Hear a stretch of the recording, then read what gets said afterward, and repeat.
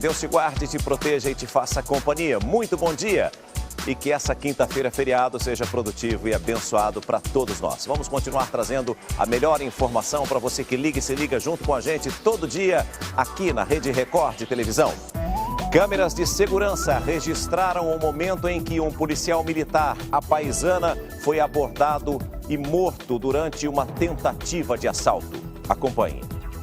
O rapaz de blusa vermelha é o policial militar Leandro Lessa de Souza, de 32 anos. Ele conversa com pessoas que estão do outro lado da rua.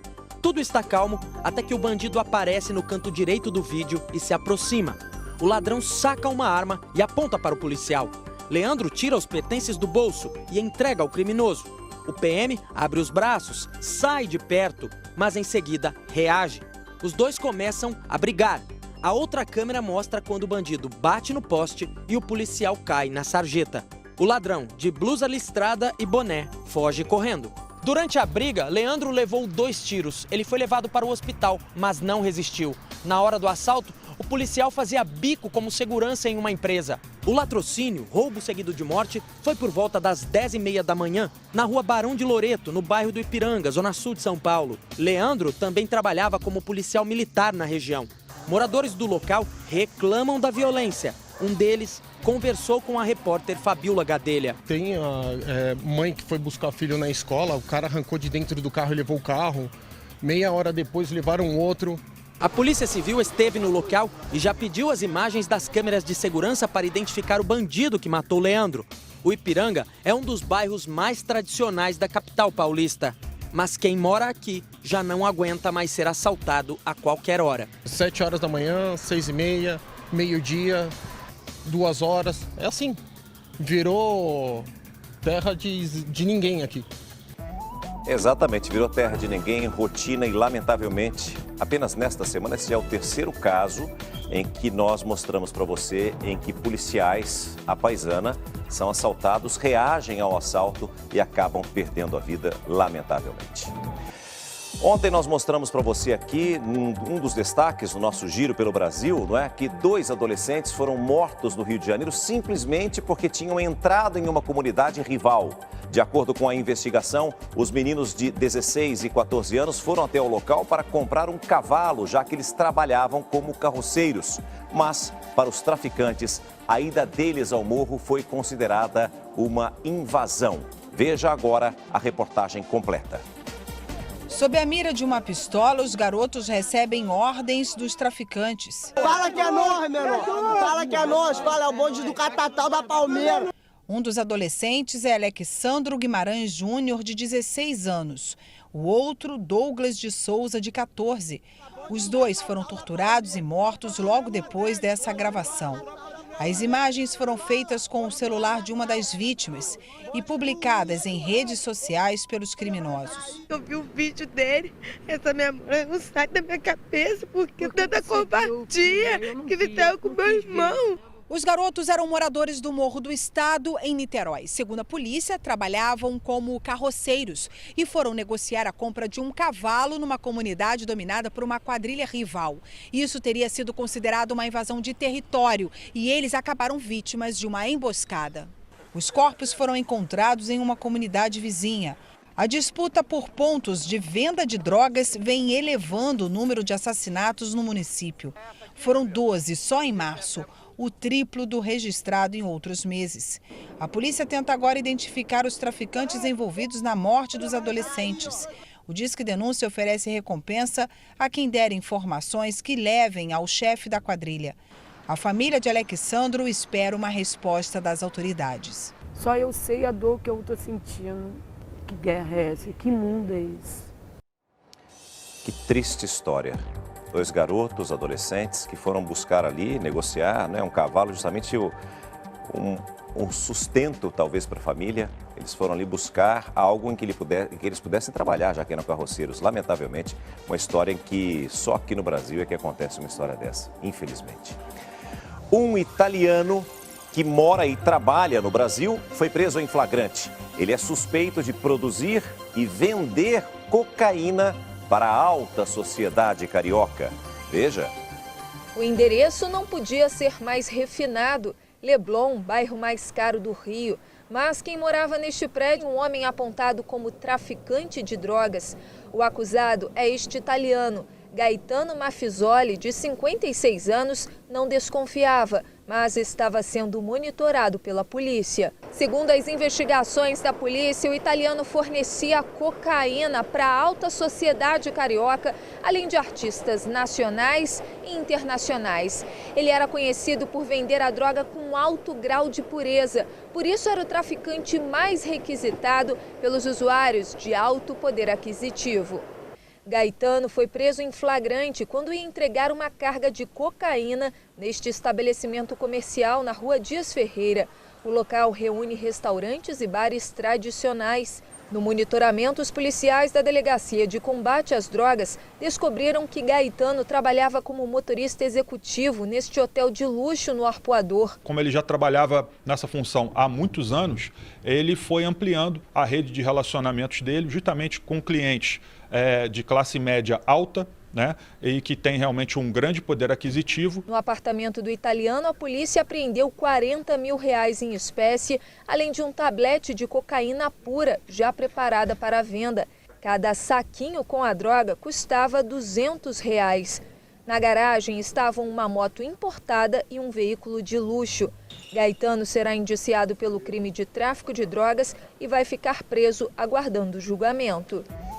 E agora vamos até o Rio de Janeiro ver como está a saída dos cariocas para o feriado prolongado. A repórter Aline Pacheco está na ponte Rio-Niterói e acompanha o movimento. Aline, muitos carros neste momento. Carioca quer aproveitar a região dos lagos. Bom dia. Olá, bom dia. Como você pode ver por esse meu casaco quentinho, estava frio demais. Hoje de manhã, 14 graus, e aí bateu preguiça no Carioca, né? E o que a gente pode ver aqui por enquanto, olha, trânsito bem tranquilo. Mas como o sol saiu e eu já estou morrendo de calor, previsão de 30 graus, a concessionária espera que logo no início da tarde esse fluxo aumente bastante em direção à região dos lagos. Só para a gente ter uma ideia, ontem saíram 88 mil carros aqui do Rio. Voltamos ao estúdio do Hoje em Dia. Obrigado pelas informações, Aline. Um ótimo feriado para você e que todos façam a viagem com a mais absoluta tranquilidade e segurança. Já em São Paulo, a previsão é de que 2 milhões de veículos circulem pelas estradas neste feriado. E a repórter Tainá Falcão está na rodovia Castelo Branco, uma das mais importantes, que liga exatamente a capital de São Paulo até o interior. Tainá, bom dia. Como é que está o movimento nesta hora da manhã? Oi, César, bom dia para você, bom dia a todos. O movimento aumentou um pouco em relação ao início da manhã, mas logo cedo, às 6 horas, a gente já via muitos carros passando por aqui em direção ao interior paulista. São esperados 600 mil motoristas passando pela Castelo Branco só nesta quinta-feira. César, nesse feriado, muita gente optou por viajar de carro ou de ônibus por causa da alta nos preços das passagens aéreas. As vendas das passagens caíram 12% em abril em relação ao mesmo período do ano passado. Já as passagens de ônibus registraram um aumento de 50% somente neste feriado. 150 mil pessoas devem sair de São Paulo em direção a outras cidades de ônibus a partir de hoje. Voltamos ao estúdio do Hoje em Dia. Obrigado, Tainá. Ótimo feriado para você também, não é? Apesar desse friozinho, como você pôde acompanhar, até pela roupa, pelo figurino das nossas repórteres, né? Aqui em São Paulo e também no Rio de Janeiro, pelo menos nós temos sol e céu azul, como nós antecipamos, inclusive, na previsão para todo o Brasil aqui no Hoje em Dia. Aliás, nós mostramos um caso aqui para você que repercutiu em todo o Brasil. Você se lembra daquela mulher que foi vítima da agressão do próprio noivo durante a festa de noivado? Pois muito bem, ela prestou depoimento e decidiu não registrar queixa contra o companheiro. Veja. Essa mulher que você vê de branco é a noiva, se chama Élica. Veja que ela procura algo no corredor. Se assusta e imediatamente aperta os botões do elevador. Mas não dá tempo de a porta fechar e o noivo Cláudio entra e vai direto com as mãos no cabelo dela. O porteiro e uma garota tentam segurá-lo, mas Cláudio continua puxando o cabelo de Élica. A mãe dela também aparece e tenta conter o genro, mas ele está descontrolado e continua agredindo a noiva. O porteiro chega a morder o braço de Cláudio para que ele solte Élica, mas o homem continua com as agressões. A noiva ligou para a polícia militar, que chegou logo em seguida, mas isso teria irritado Cláudio. As imagens do circuito de segurança do lado de fora do prédio mostram ele indo para cima dos policiais, dando socos. Os PMs não conseguem segurar Cláudio. Ele segue com muita violência e descontrole, até que é derrubado no chão. Os policiais jogam gás no rosto dele e, por fim, colocam as algemas. Nesses áudios, Cláudio disse ter sido maltratado pela polícia e confessou ter misturado álcool com remédios controlados. Eu posso ter misturado bebida assim com remédio. Eu falei para ela que eu tomava remédio controlado e que eu fazia tratamento psicológico. Nessa gravação, Élica também confessa que os dois beberam muito naquele dia. A gente estava bebendo desde da manhã, noivado. Olha aqui, nosso noivado. Ela fala dos transtornos psicológicos de Cláudio e diz que ele precisa de ajuda. Todo dia de madrugada ele acorda para tomar remédio. Sei que não é uma coisa normal.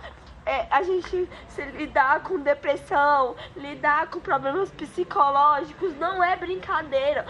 No prédio, funcionários e moradores não quiseram gravar entrevista. Olha, evidentemente que todo tratamento precisa ser acompanhado, né, por um profissional, um médico, especialista, evidentemente, né, sem dúvida nenhuma. Só quem vivencia isso é que sabe. Tem aquele velho ditado que diz que briga de marido e mulher, ninguém mete a colher.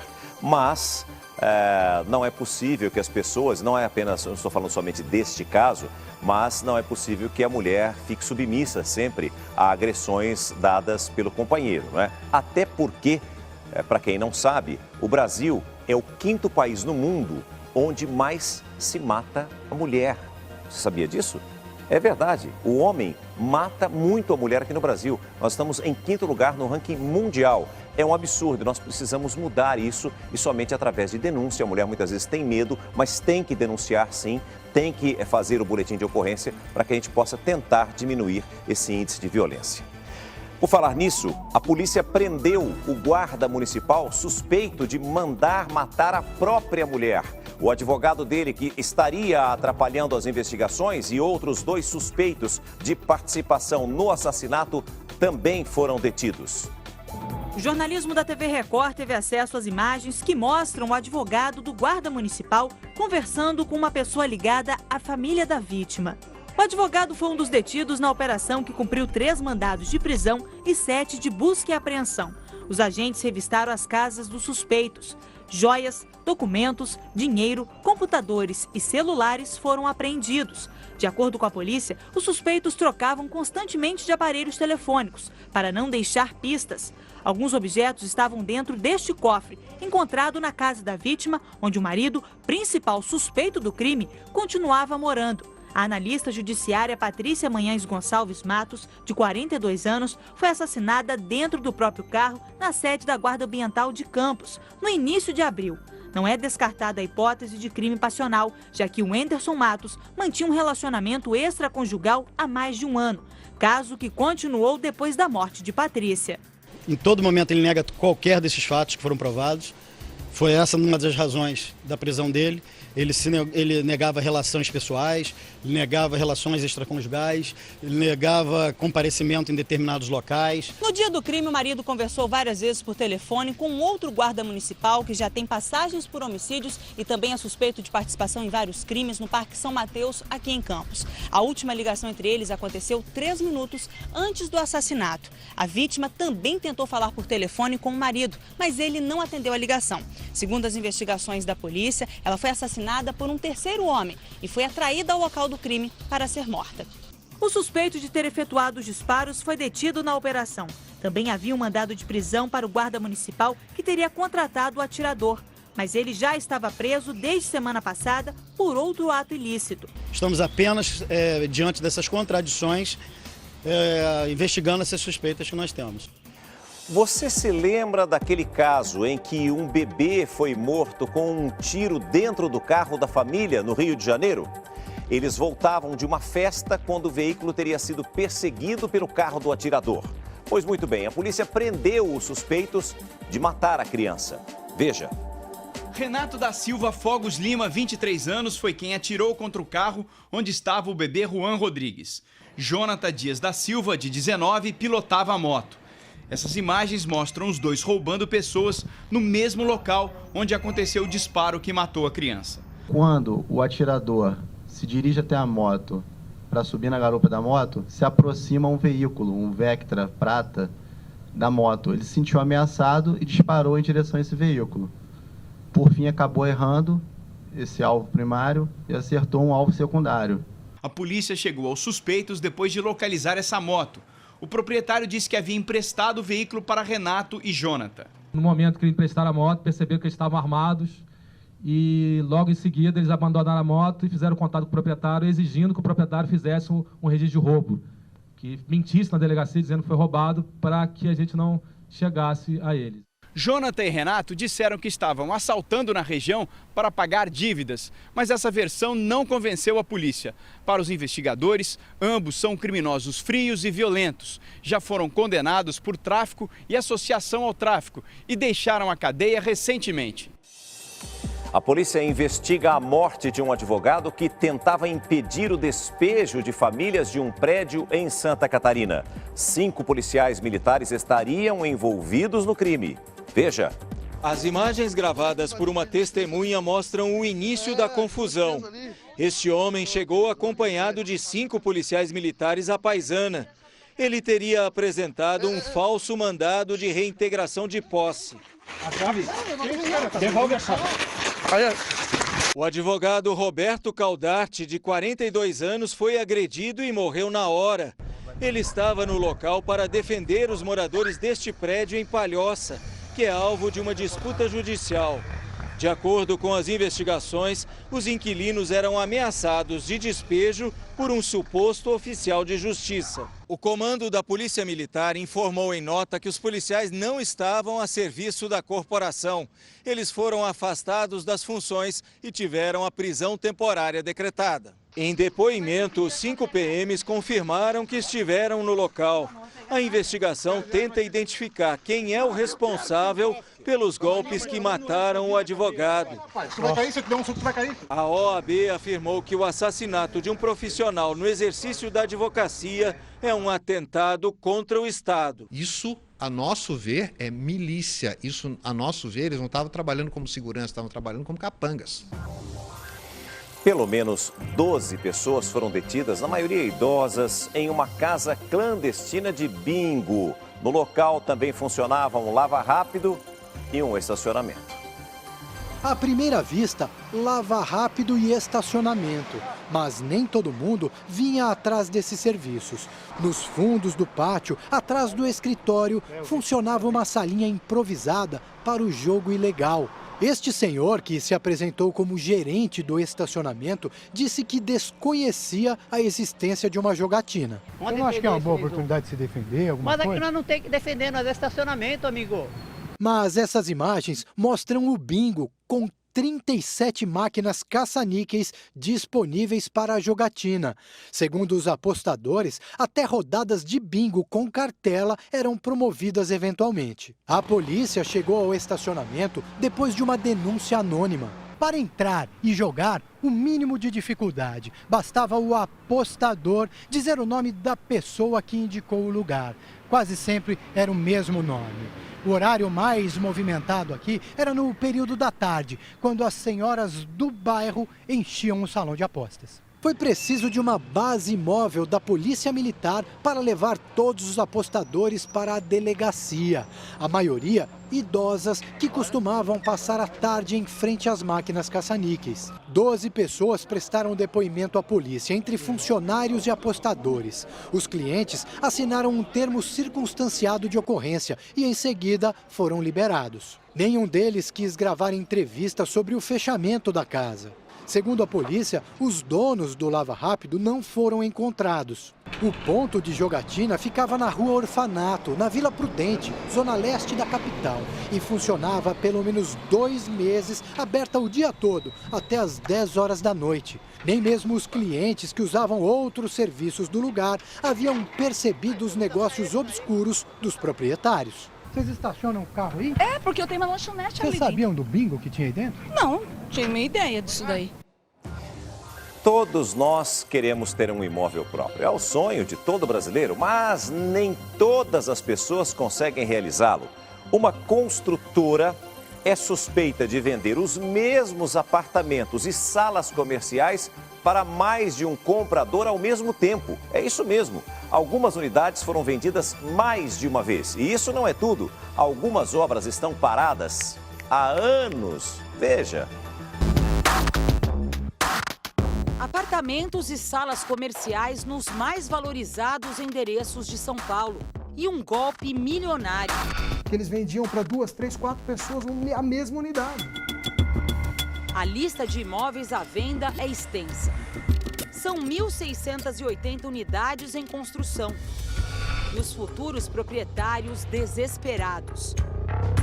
Total indignação, é frustrante, é revoltante. No total, as obras consomem mais de 170 mil metros quadrados em áreas nobres da capital. São prédios inteiros na Vila Olímpia, Perdizes, Vila Madalena. Imóveis comprados e não entregues a centenas de pessoas, segundo este advogado.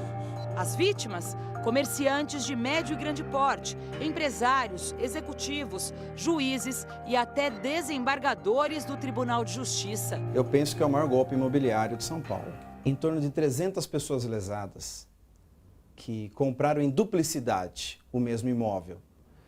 E isso corresponde a mais de 100 milhões de reais, aproximadamente, talvez até um pouco mais. Nas mãos do empresário Eduardo Adide, a prova do golpe. A gente trabalha bastante para poder conquistar as coisas e um estelionatário vem e leva tudo assim e fica tudo por isso mesmo. Ele mostra o contrato de compra e venda de um imóvel neste prédio na Vila Leopoldina, zona oeste de São Paulo. Pelo documento assinado no dia 3 de julho de 2014, a construtora se compromete a entregar o apartamento 124 no 12º andar. Eduardo fez o pagamento à vista. Acontece que este mesmo imóvel foi comprado por outra vítima 8 dias depois. Pelo contrato, a construtora e incorporadora Atlântica também vendeu o apartamento 124 para Paulo Mortari. Tendo um contrato sendo assinado pela mesma pessoa, que é o dono da empresa, e pela mesma testemunha, quer dizer, não dá para negar que foi um erro. Só este advogado representa vítimas de 40 apartamentos vendidos para mais de uma pessoa. A construtora Atlântica ela chegou a vender a mesma unidade 2, 3, até 4 vezes, que se tem notícia. Basta verificar no site do Tribunal de Justiça e olhar os processos judiciais. No site do TJ são centenas de ações contra a construtora. José Emílio Sadi também entrou na justiça. Aqui ele segue para o fórum, na esperança de recuperar o prejuízo numa audiência de conciliação com a construtora. Mas ficou sem resposta. Acabou não tendo, eles acabaram não indo. Ninguém foi? Ninguém foi. Este é o contrato de compra de uma sala comercial que o Dr. Sadi adquiriu da construtora.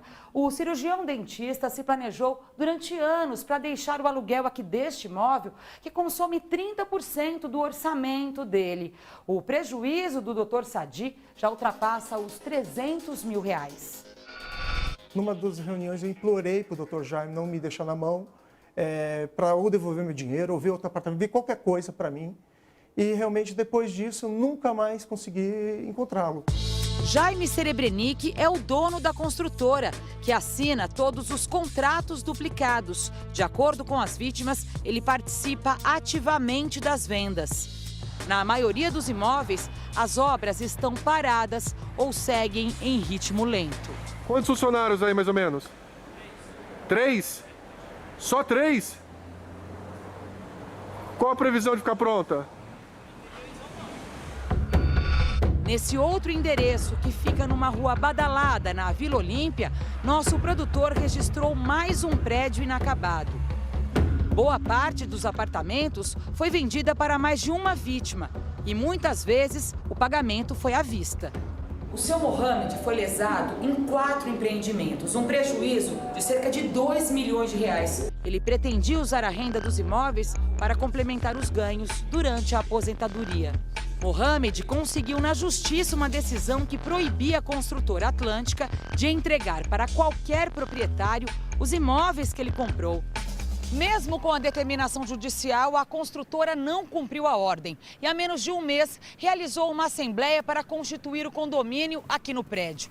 Na entrega das chaves, 3 pessoas se apresentaram como proprietárias de uma das unidades e mais 2 vítimas como donas de outro apartamento. Causa uma impotência em termos de vir aqui, assistir à reunião dos condôminos, onde eu não sou o proprietário da chave. No site da construtora, dezenas de imóveis ainda estão à venda. Mas agora a empresa desconversa quando questionada sobre as vendas. Quanto que está saindo esse apartamento? Olha, senhora, eu vou pedir uma gentileza. Por enquanto eu não tenho a venda.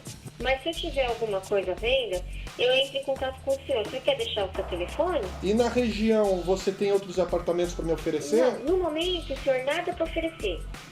Nada? Nada, por enquanto não. A construtora Atlântica entrou com pedido de recuperação judicial. Mas o dono da empresa e seus herdeiros aparecem entre os brasileiros que mantêm contas em paraísos fiscais. A informação foi divulgada no chamado Panama Papers, investigação jornalística mundial sobre a Mossack Fonseca, empresa do Panamá que se dedica à abertura de offshores no exterior. E uma dessas empresas é a Anlab, que foi constituída em setembro de 2011 pela família Serebrenic. 5 membros dessa família são sócios dessa Anlab, dessa offshore. O que isso mostra para o senhor? Eu penso que o golpe foi premeditado. Nós procuramos a construtora Atlântica. Vai ser veiculada uma matéria com uma denúncia importante. Então, eu estou aqui para ouvir o outro lado da empresa. Mas nenhum representante da empresa quis comentar a denúncia. Era uma pessoa que estava no mercado há 45 anos. Não havia motivo para desconfiar. Tem que ter esperança, né? Tem que ter alguma coisa para inverter isso, né? Tem que acontecer alguma coisa para inverter isso. Em nota, a construtora Atlântica informou que passa por uma crise. Disse ainda que tem se esforçado para honrar os compromissos e quitar todos os débitos. A Polícia do Rio de Janeiro e o Ministério Público investigam um vídeo publicado na internet que mostraria uma jovem após sofrer um estupro coletivo. Um absurdo e uma vergonha no país, onde uma mulher é violentada a cada 11 minutos. O vídeo teria sido postado pelos próprios agressores. De acordo com a polícia, 2 homens já foram identificados. Cerca de 30 pessoas teriam participado do crime. A jovem, que aparece nua e desacordada nas imagens, não foi identificada. Nas redes sociais, muitas pessoas se indignaram com a postagem. O perfil do rapaz que publicou o vídeo foi excluído. O Ministério Público informou que mais de 800 pessoas denunciaram o caso à ouvidoria. A cunhada da nossa querida Ana Hickman foi transferida para um hospital particular em São Paulo. Você vai saber todos os detalhes do estado de saúde dela e também do inquérito policial em 1 minuto, porque agora a Ticiane Pinheiro tem um recado para você. Vana Oliveira, cunhada de Ana Hickman, foi transferida da Grande Belo Horizonte para um hospital particular em São Paulo. A polícia já colheu todos os depoimentos sobre o atentado contra Ana e agora aguarda o resultado da perícia para concluir o caso. Acompanhe. Um segurança do hotel foi o primeiro a depor. Disse à polícia que, ao chegar ao apartamento de Ana Hickman, Gustavo, cunhado da apresentadora, chorava muito. Ellison de Pádua, irmão de Rodrigo, também prestou depoimento. Contou que o caçula da família era solitário e vivia da venda de doces que produzia com a mãe. Giovana foi transferida de helicóptero para um hospital em São Paulo. O quadro de saúde dela é estável. Uma das primeiras visitas foi a de Alexandre, marido de Ana Hickman. O delegado responsável pelo caso informou que Rodrigo tinha mais 5 balas no bolso, mas que ainda não é possível saber quantos tiros foram dados no apartamento, nem se Giovana foi atingida por 1 ou 2 disparos. Segundo as investigações, Rodrigo soube pelas redes sociais o hotel onde a apresentadora estaria. Descobriu o andar de tanto observar a equipe, como mostraram as imagens do hotel. O delegado também falou sobre o comentário na internet de Elaine de Pádua, irmã de Rodrigo. Segundo ela, assassinado com crueldade e frieza, porque já estava imobilizado quando levou os tiros. Talvez o que está causando um pouco de confusão para as pessoas é que o tiro foi a parte posterior. Agora, me causaria estranheza se o tiro fosse na parte da frente, porque ele estava deitado no chão. A gente torce pela rápida recuperação da Giovana para que ela possa estar o mais prontamente possível convivendo de volta com a família. Isso é o mais importante.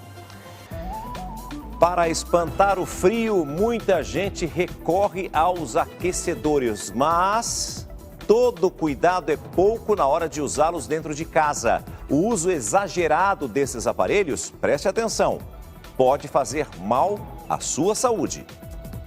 Nas noites frias tem sido assim. Bianca coloca as crianças para dormir e já liga o aquecedor elétrico. A gente adulto, a gente sempre está coberto, a gente está com frio e se cobre, mas com bebês a gente não pode garantir isso, né? Então a gente, para quebrar o gelo da madrugada, a gente deixa o quarto quentinho com o aquecedor.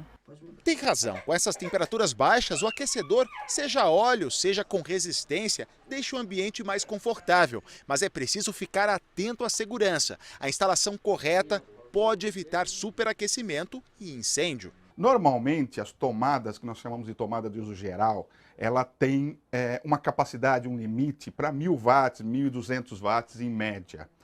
Um aquecedor como esse, por exemplo, ele tem 1.500 watts, então ele já ultrapassa a capacidade dessa tomada. Então o primeiro passo é identificar onde você vai ligar, refazer a instalação elétrica, ou seja, trocar os fios por uma bitola maior, um fio mais grosso. Sabe aquela mania de ligar um monte de aparelhos numa mesma tomada? Não pode, principalmente no caso do aquecedor, equipamento de alta potência. Bianca tem outra preocupação, evitar queimaduras. Quando era só a mais velha e ela ainda dormia no berço, eu não me importava tanto. Daí quando ela começou a dormir em cama e andar, eu tento deixar ele mais afastado para ela, se ela acordar, ela não se queimar com ele, né? A orientação é ficar longe desses aparelhos e evitar o contato deles com qualquer tipo de objeto. Cuidados que permitem que eles sejam usados a noite toda sem perigo. Neste caso, o único inconveniente é para a saúde. O aquecedor ligado no mesmo ambiente por pelo menos 3 horas deixa o ar seco. Isso faz com que as vias respiratórias fiquem ressecadas, piorando crises de tosse e alergia. Enquanto o aquecedor estiver ligado, a orientação é tentar deixar o ambiente mais úmido. Um umidificador como este daqui é uma opção, mas se você não tem em casa, dá para se adaptar. Por exemplo, usando uma toalha úmida ou molhada, estendida em algum lugar, ou até mesmo uma bacia com água em um cantinho do chão. Bianca toma todos os cuidados em relação à saúde, mas ficou surpresa com os riscos que estava correndo em casa sem nem perceber. Não imaginava que pudesse dar algum problema. Vai ter que rever aí. Gastar um pouquinho. Pouca coisa, mas é a segurança dos seus filhos. Sim, então, com certeza. E sua, naturalmente. Né?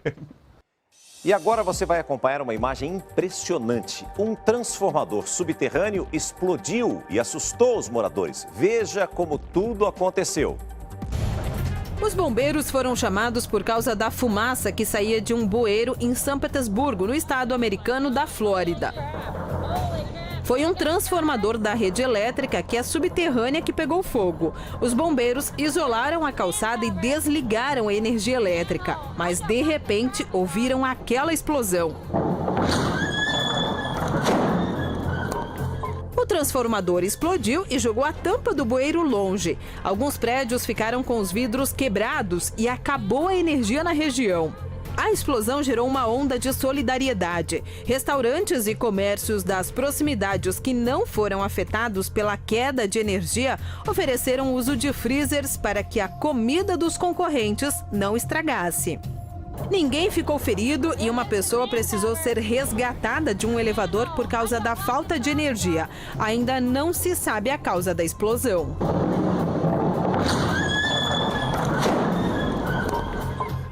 Se assusta a gente que está assistindo, imagine lá ao vivo, né? Felizmente ninguém ficou ferido. E as gravações de uma conversa entre o ex-presidente da Transpetro e delator da Lava Jato, Sérgio Machado, com o presidente do Senado, Renan Calheiros, atingem também o ex-senador José Sarney.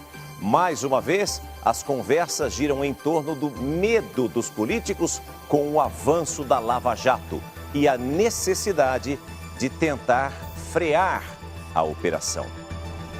O diálogo do ex-senador José Sarney também foi gravado pelo PMDBista Sérgio Machado e divulgado pelo jornal Folha de São Paulo. Nos diálogos, Sarney prometeu a Machado ajuda para evitar que o caso dele caísse nas mãos do juiz Sérgio Moro. O ex-senador José Sarney lamentou que as conversas privadas tenham se tornado públicas. Também foram divulgados áudios entre o presidente do Senado, Renan Calheiros, e Sérgio Machado. Nele, Renan defende que a lei da delação premiada seja modificada. Supremo, fazendo um pacto de Caxias. Vamos passar o Brasil, a borracha no Brasil, vamos daqui para frente. Não deixa com esse cara do passar a borracha, só fazer o preço que algum Supremo precisa fazer. Primeiro, não pode fazer delação premiada, primeira coisa, que aí você regulamenta a delação e estabelece isso. Em outro trecho da gravação, Renan Calheiros diz que está todo mundo preocupado com a Operação Lava Jato, principalmente o senador tucano Aécio Neves, e que Aécio teria procurado Renan para conversar sobre a delação premiada do ex-senador Delcídio do Amaral. Está todo mundo sentindo uma pressão, tudo com medo. Não sobra ninguém. Aécio está com medo, ele não tem lugar de responder. Tem que ser visto para mim, esse negócio de Delcídio, tem mais alguma coisa. Não, eu fui no PSDB 10 anos, irmão. Eu fui da PSDB 10 anos. Sobra ninguém agora. Em nota, o PSDB afirma que fica clara a tentativa deliberada e criminosa de Sérgio Machado de envolver o partido e o senador Aécio em suspeitas. Também em nota, o senador Renan Calheiros diz que os diálogos não revelam qualquer tentativa de interferir na Operação Lava Jato e que já defendeu publicamente a mudança da lei de delação premiada. Renan é investigado em 7 inquéritos do STF e o Ministério Público Federal suspeita que ele teria recebido propina da Transpetro enquanto a empresa era presidida por Sérgio Machado. Senadores de vários partidos disseram que os áudios não desabonam o senador Renan Calheiros. Em relação ao Renan, acho que eu não vejo nenhuma gravidade. Comentar que tem que mudar esta ou aquela lei, eu acho que isso é próprio do parlamentar que está preocupado em solucionar os problemas do país.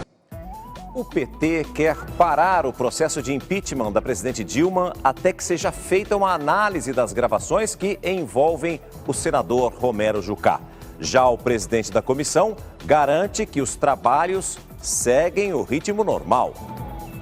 Para os petistas, o resultado do processo de impeachment seria outro se a gravação tivesse sido divulgada. Se isso saísse antes, quando foi gravado em março, a gente não teria aprovado o impeachment na Câmara e no Senado. O áudio será anexado à defesa de Dilma, mas os trabalhos da comissão não serão interrompidos. Nós, de imediato, respondemos com a nota técnica que aquilo não era objeto que pudesse interferir nos trabalhos no andamento da comissão. Para o processo avançar, o parecer do relator, indicando a prática de crime de responsabilidade da presidente afastada, precisa de aprovação da maioria simples no Senado. O cronograma dos trabalhos da comissão será votado já na próxima semana. Os 20 dias continuam correndo e terminam no dia 1º, e no dia 2 é o dia de fato de nós apresentarmos o parecer sobre as provas apresentadas e solicitadas, aquelas que consideramos a nosso juízo adequadas, outras que eventualmente podemos discordar, que serão discutidas e aprovadas pelo plenário. E um cantor mundialmente famoso cantou Garota de Ipanema em português. Portanto, Ticiane Pinheiro, prepare o seu coração. Eu mostro tudo, conto todos os detalhes para vocês em 1 minuto, porque agora a Renata Alves tem um recado para você. Tom Jobim e Vinícius de Moraes é uma das músicas brasileiras mais famosas de todo o mundo. Agora, na voz do líder da banda Maroon 5, ganha as redes sociais. Adam Levine. É esse o nome dele, Tiziana? Você que entende Isso. dessa garotada aí, dessa... Isso, é assim, olha que chique, eu tô louca pra ouvir. Então, ele cantou esse clássico da bossa nova em uma instituição de caridade nos Estados Unidos. Vamos ouvir. Preste atenção, Tiziane. Oi, que coisa mais linda, mais cheia de graça. Eu e a menina que passa. Você balança, caminho do mar. Moça do corpo dourado. Olha que lindo. Gente. Ó, tem até gingado, ó. Você acha que ele fez jus à beleza dessa canção, Tiziana? Oxalá, a voz tá linda, ele é lindo, tá tudo maravilhoso. Eu vou até mandar um beijo pra ele, que vai que um dia ele saiba que eu existo, né? Um beijo pra você, tá cantando lindamente. Vamos ouvir mais um pouquinho, só mais um pouquinho, por favor. Pode ouvir. A beleza que existe. Oh, eu acho isso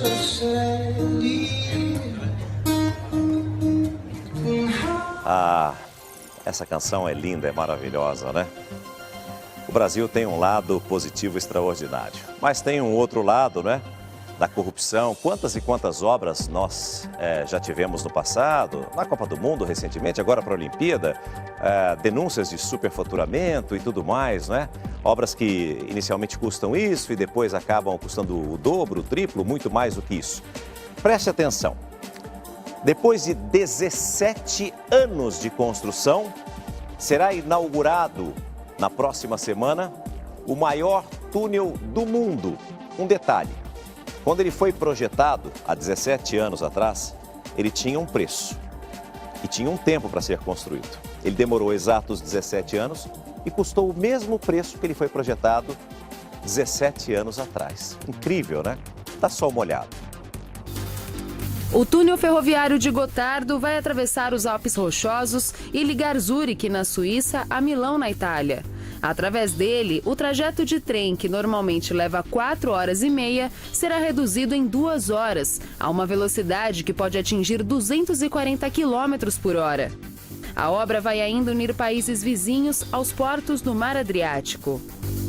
O túnel já é considerado o mais longo e mais profundo do mundo. São 57 quilômetros de extensão e mais de 2.200 metros de profundidade. A escavação para a construção retirou mais de 31 milhões de toneladas de rochas. As obras cumpriram o prazo previsto de 17 anos e foram finalizadas dentro do orçamento inicial, a um custo de 12 bilhões de dólares, cerca de 44 bilhões de reais. Além de rápido, o trem será também sustentável, já que vai reduzir a poluição ao longo das rotas comerciais e o número de caminhões nas estradas. A viagem inaugural acontece no próximo dia 1º de junho e deverá levar a bordo chefes de Estado como Angela Merkel, da Alemanha, François Hollande, da França e Matteo Renzi, da Itália. Já a operação aberta ao público está prevista apenas para dezembro. Se fosse aqui no Brasil, deixa pra lá. Um tornado violento foi filmado bem de perto enquanto arrastava tudo pela frente. As imagens foram gravadas de dentro de um carro por um caçador de tempestades. O funil gigante se formou no estado do Kansas, nos Estados Unidos. O turbilhão de vento e detritos faziam um barulho ensurdecedor e provocou uma chuva de granizo. Ouça! Olha que imagem impressionante. Uma casa e o aterro sanitário da cidade foram destruídos.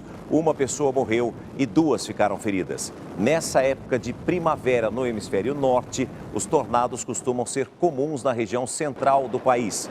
Na mesma noite, foram registradas mais de 12 tempestades com ventos fortes.